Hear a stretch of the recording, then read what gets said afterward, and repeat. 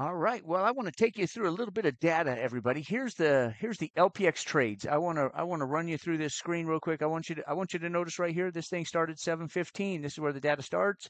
This is where our phase one pool started out. You'll see that there were some sales of Wrap Pulse, PulseX. These are the initial tokens we had. And then I'm going to scroll down way over here, and I want to take you to the bottom of this page. And I want to show you that after 27,000 trades, and here's the days. The date we're on this last trade, it looks like it sold a little bit of SolidX, and it was selling some SolidX here. Must be having a pump there. And it sold some Helgo. And so those are the trades we're looking at. This thing is trading, and here's some Your Mom. These are the phase 2 and phase 2.1 tokens that we entered into the LPX. So you can see we got this chart here of data.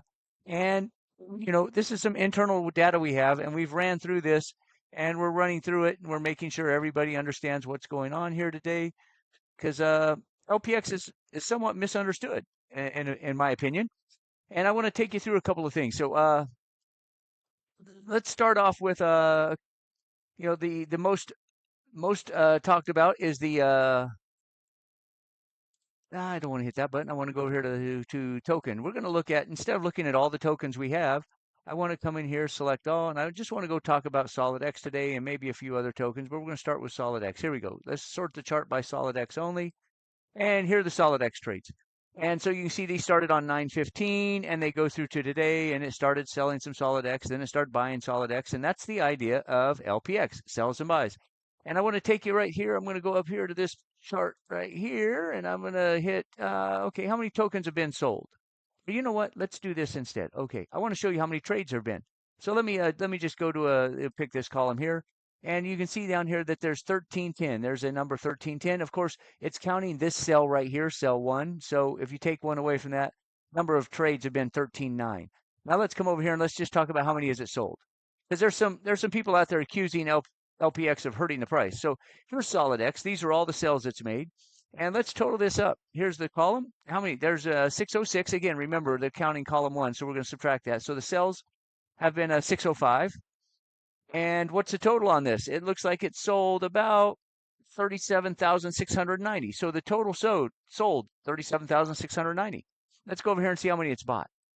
Let's switch this. Instead of looking at all the sales, let's how many SolidX has the LPX purchased? And here we go. And if we hit the column here, we're totaling this. Looks like there's 705, again, minus 1, 704, and it's purchased 43,765. So I want to go back to what the numbers I showed. Let me go back here, and so I can show you this. There it is, the 43,765. So it sold 37,000. It's purchased 43,000. That's a net 60,000. So the participants, the people who have deposited into LPX for SolidX, they've acquired an additional 6,075 tokens. Now let's go over here and let's sort this. Instead of looking all the PulseX and all, because some of the SolidX was sold for Pulse and some of it was sold for PulseX and back and forth. Let's take these off and let's just talk about the die values. Okay, so let's just look at the die value on this. So here we go. We're looking at die only. And how much die was acquired? Well, let's see. This is the total market, right? So yeah, we don't want to look at that one. Let's go. How much acquired when they sold tokens? How much die did they grab? So these are all the sales, and here's the total here. The total is they acquired $195,067. And I'm going to go over there to how much was spent. I'm going to go over here to how much die was because these are selling SolidX, right? Sell SolidX. They're acquiring $400 worth of die. That's what this chart is showing me, at an average price of $9.17. And some people are saying, hey, the price was $9.15 and now it's under $5. It was the LPX. The LPX bought more tokens than it sold. I'm not sure how these people are justifying saying it was the LPX that suppressed the price. It has purchased an additional 6,000 tokens. And here we go. Let's go over here to the buy, as we talked about. How much die has it acquired? So it sold those tokens, and how much die has it acquired? It has acquired 161,000. So it has acquired 161,000 die. So it sold some tokens, it bought some tokens. And in the time it did that, it acquired 6,000 additional tokens. Plus, there's an additional $34,000 out there that these users have in their wallets. It has not only acquired more tokens for the users of LPX, and if you're acquiring more tokens, and where do these tokens come from? They come from the V2 pools out there. And so these tokens are coming from V2. And what happens to the price on a V2 pool? If you're taking tokens out, the price goes up. So LPX is not suppressing the price of SolidX, and it's given the users an additional 34,000, which they can go buy more if they want, or they can extract value. They can take that and say, hey, that's my yield. I'm going to go, buy dinner with this money.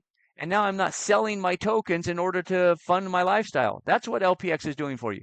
And, we have access to all these internal trades, and we're willing to share them with you. All we did is create a bot that goes into the blockchain, and it looks at every single block on the, and this is the block numbers. It goes through every block in the blockchain, and it says, hey, were there any trades done by the LPX addresses?